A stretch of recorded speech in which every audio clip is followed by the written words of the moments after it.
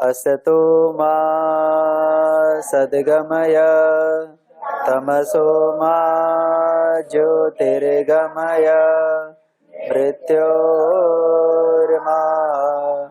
अमृतं गमय। ओम शांति शांति शांति।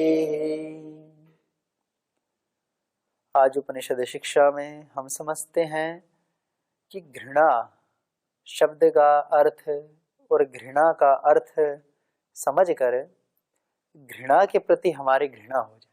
क्या कहा? घृणा के प्रति हमारी घृणा हो जाए। तो घृणा का अर्थ न क्रोध करना होता, न गुस्सा करना होता। घृणा का अर्थ क्या है? ईर्ष्या।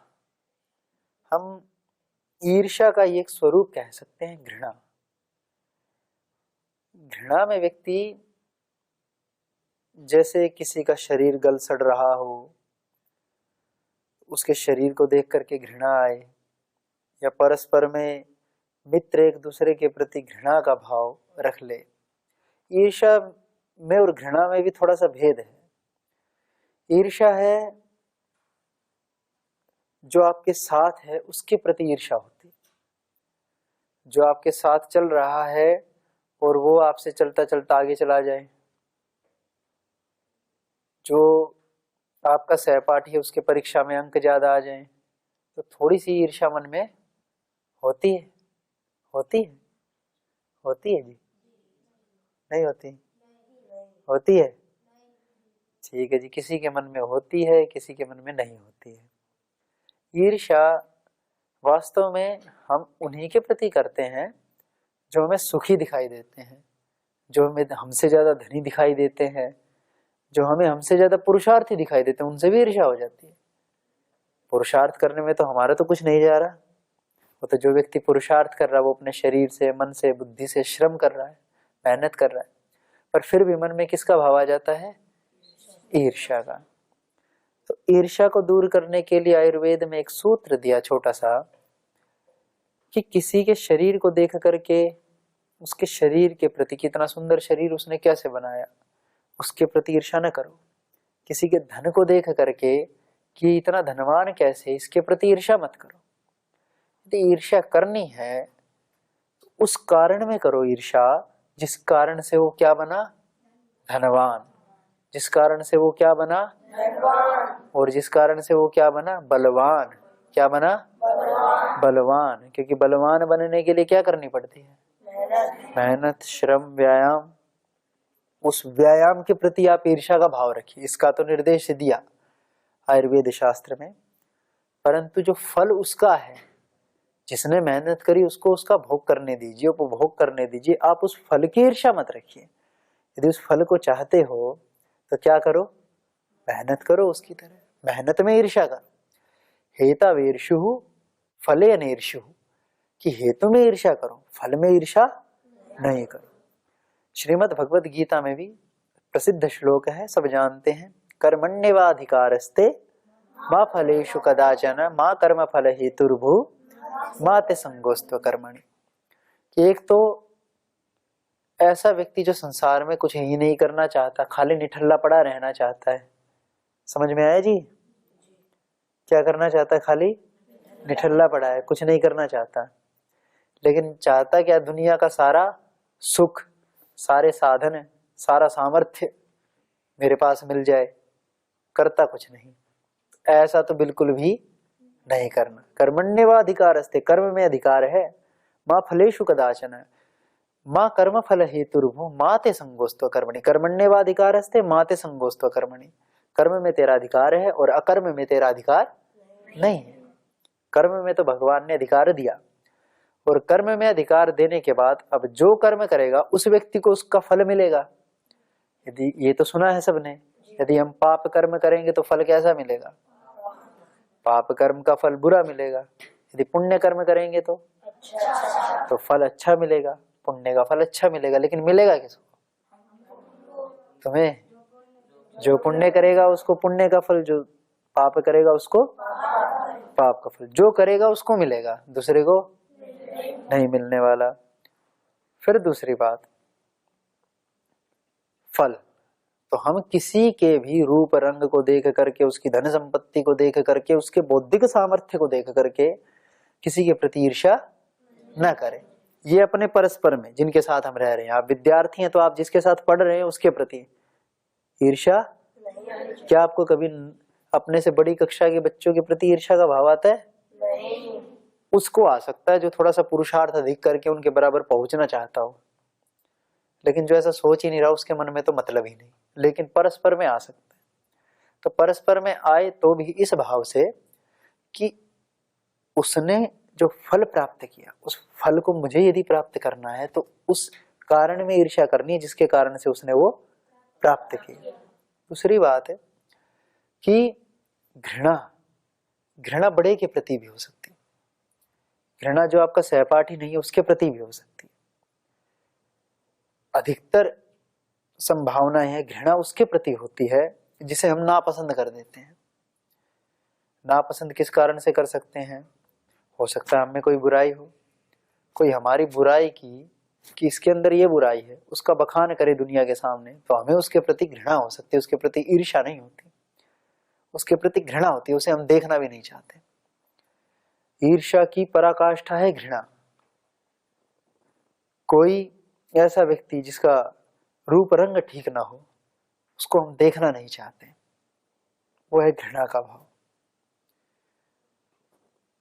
घृणा को दूर करना बहुत कठिन काम है। ईर्ष्या तो फिर भी चलो थोड़ा समझ में आता है, पर घृणा जिस व्यक्ति से हो जाए, और जो व्यक्ति घृणा करता है उसका स्वयं का चित्त भी इतना उन्नत नहीं होता। और वास्तव में हम देखें तो जो सज्जन पुरुष होते हैं, महात्मा पुरुष होते हैं, जो सर्वे भवन्तु सुखिनः की कामना करने वाले होते हैं, वे व्यक्ति जैसे एक माँ का पुत्र अथवा पुत्री कितने ही कुरूप हो, कैसे भी हो, परंतु फिर भी वो माँ अपने पुत्र पुत्री से कभी भी घृणा नहीं कर सकती। एक क्षण के लिए हो सकता है कि संतति अपने जन्मदात्री के प्रति घृणा का भाव अपने मन में पैदा कर ले, पर एक जन्मदात्री कभी भी अपनी संतति के प्रति घृणा का भाव अपने मन में पैदा, चाहे वो उसको लाख दुख दे।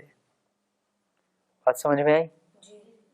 परंतु जो इस माँ के भाव को छोड़ करके, एक माँ ऐसी है जो घृणा नहीं करती, पर किससे? अपने बच्चे से। हो सकता है वो दूसरे के बच्चे के प्रति घृणा का भाव अपने मन में ले आए, पर अपने के प्रति तो नहीं लाने वाली। तो इसलिए माँ का उदाहरण इसमें सबसे अच्छा है कि माँ अपने बच्चे के प्रति कभी भी किसी भी परिस्थिति में घृणा नहीं ला सकती।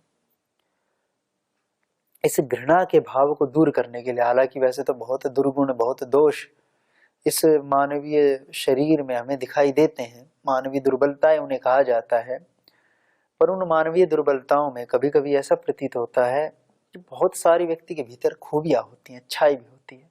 हर कोई व्यक्ति बुरा नहीं होता, कभी कभी परिस्थितियों वश बुरा हो जाता है, कभी कभी संगत के कारण बुरा हो जाता है, कभी कभी बचपन से उसे ऐसी शिक्षा प्राप्त ही नहीं हुई कि वो अच्छाई के बारे में कुछ भी सीख सके, अच्छे संस्कार प्राप्त कर सके। दो पक्षियों की कहानी तो सुनी है, यह तो हमेशा पाठ्यक्रम में भी आपके लगी है, तो आती रहती कि दो पंछी थे, उनमें से एक दिन उनके घर में तूफान आया, तो एक पंछी उस तूफान के झरोखों से जाकर के ऋषि की कुटिया के पास जाकर के गिरा, और दूसरा लुटेरों की, चोरों की, डकैतों की कुटिया के पास जाकर के गिरा। तो जो जो उनका पालन पोषण हुआ, तो क्योंकि दोनों भाई बिछड़ चुके थे, अब लंबे समय के बाद जब वे मिले तो एक डाल पर एक पंछी बैठा था, दूसरी डाल पर दूसरा, और एक यात्री जा रहा था जंगल के बीच से। तो एक पंछी कहता है कि संभल के जाना, कहीं कोई तुम्हारा सामान चोरी ना कर ले, उसे शुभकामनाएं देता है यात्रा के लिए। दूसरा आता है, कहता है लूट लो, जो भी इसके पास है लूट लो, काट दो इसकी उंगलियां, गला तक काट लो, चेन उड़ा लो। उसके भीतर संस्कार ऐसे हैं। क्यों? किसकी संगत में रहा? चोरों की, डकैतों की, लुटेरों की। दूसरा किसकी संगत में रहा? ऋषियों की। उसने सद्वचन सुने, सद्वाणी सुनी, गुरुवाणी सुनी। दूसरे ने बचपन से ही क्या सुना? चोरी कैसे की जाए, कैसे लोगों को डराया जाए। और दूसरे ने क्या सीखा? कैसे दूसरों के दुख को शांत किया जाए, सांत्वना दी जाए। कबीर जी कहते हैं कि वाणी ऐसी बोलिए मन का आपा खोए, ओरन को शीतल करे आपहु शीतल होए।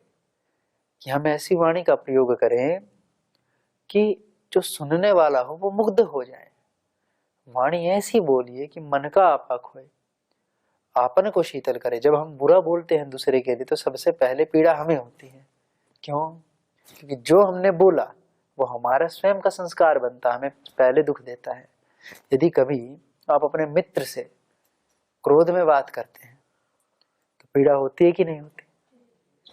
चाहे उस आवेग में, उस क्रोध में, उस क्रोध के आवेश में आकर के आपने एक बार उसको बोल दिया, या आपने अपने शिक्षक से कभी जो है गुस्से में बात कर ली, लेकिन जो ही आप अपना होश संभालते हैं तब क्या सोचते हैं कि ये मेरी गलती रही। या कुछ बच्चे ऐसे भी हैं जो वर्ष भर पढ़ते नहीं, पर जब परिणाम आता है तब क्या सोचते हैं कि काश हम पढ़ लेते।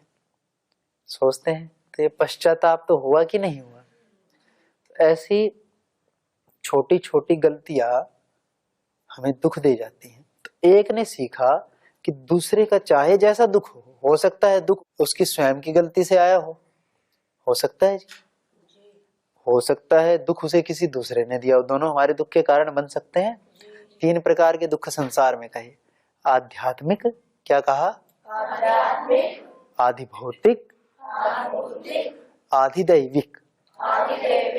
आध्यात्मिक दुख वह जो हमें हमारी की हुई गलतियों से प्राप्त हो, हमारी ही भूलों से जो दुख हमें प्राप्त होता है उसे क्या कहा? आध्यात्मिक दुख। वो 2 प्रकार का, एक मानसिक, एक शारीरिक। तो दोनों दुख हमें दूसरों से भी मिल सकते हैं और हमारी गलतियों से भी हम दुखित हो सकते हैं। हमारी गलती के कारण से हो सकता है कि जो है हम कोई बुरा विचार सुन ले, बुरा विचार हमारे मन में घर कर जाए। हमारी गलती के कारण हो सकता है हम इस शरीर को कष्ट पहुंचा दे बहुत। आधिदैविक दुख वो होते हैं जो जरायुज, अंडज, स्वेदज और उद्भिज, 4 प्रकार के शब्दों का प्रयोग किया जाता है। जरायुज अर्थात जैसे मनुष्य तो फिर भी नहीं कहना चाहिए, जैसे गाय, भेड़, बकरी, जिस प्रकार से जेर में पैदा होती हैं लिपट कर। जरायुज। अंडज, जो अंडे से जीव पैदा होते हैं, अंडे के माध्यम से, पक्षी आदि। उद्भिज, जो भूमि को फाड़ करके पैदा होते, जैसे पेड़ पौधे। तो ये सब जीव भी हमारे दुख का कारण बनते हैं। आप जंगल में जा रहे हैं, किसी सांप ने काट लिया, दुख होगा कि नहीं होगा? पर वो दुख किसने दिया? दूसरे ने। हालांकि भूल हमारी है कि हमें नहीं जाना चाहिए था, पर फिर भी दुख का सीधा कारण हम नहीं, सीधा कारण कौन बना? सांप। तो दूसरा हमारे दुख का कारण बन सकता है। तीसरे प्रकार का दुख कहा आधिदैविक। आप शांति से बैठे, अभी भूकंप आ जाए तो दुख किसने दिया? भूकंप ने। तो भूकंप ना तो कोई जीव जंतु है, कोई प्राणी है, ना हम स्वयं हैं, दुख मिल सकता है हमारा स्वयं की गलती के कारण से। आध्यात्मिक दुख जैसे भोजन अच्छा लगा, जीवा पर नियंत्रण रहा नहीं, ग्रहण कर लिया, पेट फूल के यहाँ आ गया, बाद में दुख होगा, पहले तो स्वाद ले लिया। इसलिए श्रीमद् भगवद गीता में कहा, यत्तद अग्रे विषम इव परिणामे अमृतोपम तत्सुखम सात्विकम प्रोक्तम आत्मबुद्धि प्रसादजम। कि एक सुख ऐसा है संसार में जो इस क्षण, जैसे विद्या ग्रहण करते हैं जब आप, तब आपको कैसा प्रतीत होता है? कष्ट की अनुभूति होती है कि नहीं होती? होती है। परंतु इसे क्या कहा? तपस्या। दुख तो होता है, परंतु यत्तदग्रे विषमिव परिणामे अमृतोपम, परंतु इसका परिणाम कितना अमृतदायक है, कितना सुंदर है, कि इसका फल अमृतमय है, अमृत तुल्य है। यह बात तो ठीक है। कष्ट तो है परंतु उसका परिणाम सुखदायी है, उसका परिणाम अच्छा है। तो तत्सुखम सात्विकम प्रोक्तम आत्म बुद्धि प्रसादजम। तो ऐसे सुख को सात्विक सुख कहा, जो कि वास्तव में हमारी आत्मा को प्रसन्न कर देता है, हमारी बुद्धि को निर्मल कर देता है और व्यक्ति के भीतर एक अलग ही प्रकार का उत्साह होता है। तो आज हम घृणा की बात कर रहे थे, छोटी सी।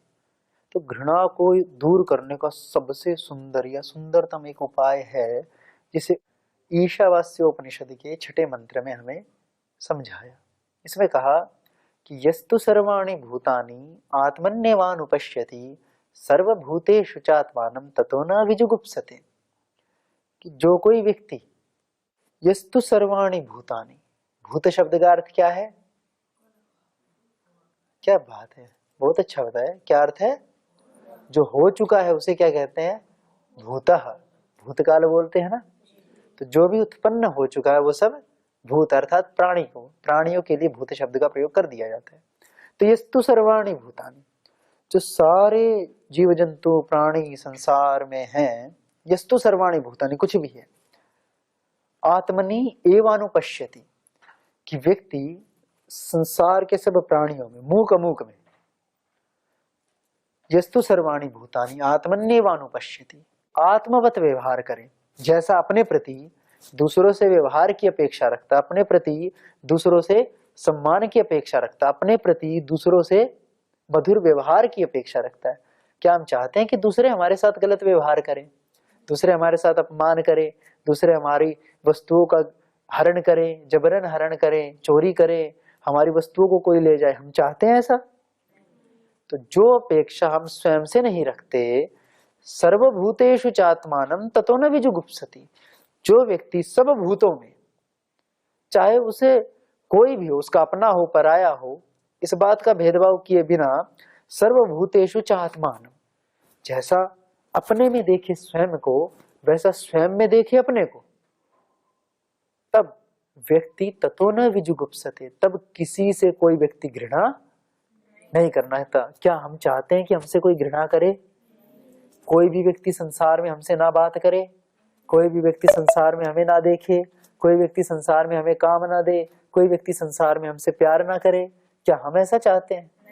तो जब हम ऐसा नहीं चाहते, यस्तु सर्वाणि भूतानि आत्मन्येवानुपश्यति, तो जो व्यक्ति आत्मज्ञान की दृष्टि से, जो उपनिषदों में, दर्शनों में, वेदों में, श्रीमद् भगवद गीता में जो ज्ञान दिया, उस ज्ञान की सहायता से, जो गुरुओं ने ज्ञान दिया, श्रेष्ठ गुरुओं ने जो आचरण सिखाया, उसकी सहायता से, यस्तु सर्वाणि भूतानि आत्मन्येवानुपश्यति, जो सब भूतों में आत्मनि एव, अपने की तरह सब भूतों में व्यवहार करता, सब भूतों को देखता है अपने में, सारे संसार को, सारे जगत को। क्योंकि व्यवहार सीखने का यह सर्वोत्तम उपाय है कि जैसा मैं अपने प्रति चाहता हूँ, ठीक जैसा मैं अपने भाई के प्रति चाहता हूँ, वैसे तो भाई भाई में भी थोड़ी बहुत खटास उत्पन्न हो ही जाती है, पर फिर भी सब में किसी को भी छोड़े बिना। हाँ, बस इसमें इतनी बात का अवश्य ध्यान रखना है कि इसमें सब में वे व्यक्ति नहीं है जो स्वभाव से ही दुष्ट है, जो स्वभाव से ही बुरे हैं, जो स्वभाव से ही दूसरों का अहित चाहते हैं, जिनके स्वभाव में है कि मुझे तो बस कुछ करना ही नहीं, अकर्मण्यता जिनके स्वभाव में है, तो ऐसे व्यक्तियों के साथ तो संगत करनी ही नहीं। बात समझ में आई? उनकी बात नहीं की जा रही है जो स्वभाव से ही बुरे हैं, स्वभाव से ही गलत हैं। पर हम जिस समूह में रहते हैं, उस समूह में भी तो हमें कुछ समस्याएं आ जाती हैं, उस समूह में भी तो हम एक दूसरे से घृणा करने लगते हैं, परिवार में भी तो व्यक्ति एक दूसरे से घृणा करने लगता है, आस पड़ोस में एक दूसरे से घृणा करने लगता है। बुरे व्यक्ति के प्रति तो घृणा होनी ही चाहिए, इसमें कोई संशय नहीं है। पर हमारे मन में जो हमारे अपने हैं, जो संसार का भला चाहते हैं, जो हमारी ही तरह अपनी यात्रा को पूरा करना चाहते हैं, इस भौतिक यात्रा को पूरा करके आध्यात्मिक संसार में प्रवेश करना चाहते हैं, जीवन को सुख में देखना चाहते हैं, उनके प्रति तो कम से कम हमारे मन में घृणा का भाव ना आए। इसके लिए मानव क्या करे? तो इसके लिए उपनिषद का संदेश है कि जो सब भूतों को, सारे संसार को, जो अपना है उसको भी और जो पराया है उसको भी अपने में समाहित देखें, जैसे भगवान सारे संसार को अपना स्वीकार करते हैं, तो देखो भगवान किसी के साथ कोई भेदभाव नहीं करते। ना भगवान ने, जैसे श्री कृष्ण जी को यदि आप देखें तो महाभारत के युद्ध में आप देखते हैं श्री कृष्ण जी किसका साथ देते हैं? पांडवों का, न कि कौरवों का। तो अच्छा बताओ ये भेदभाव क्यों किया भगवान ने?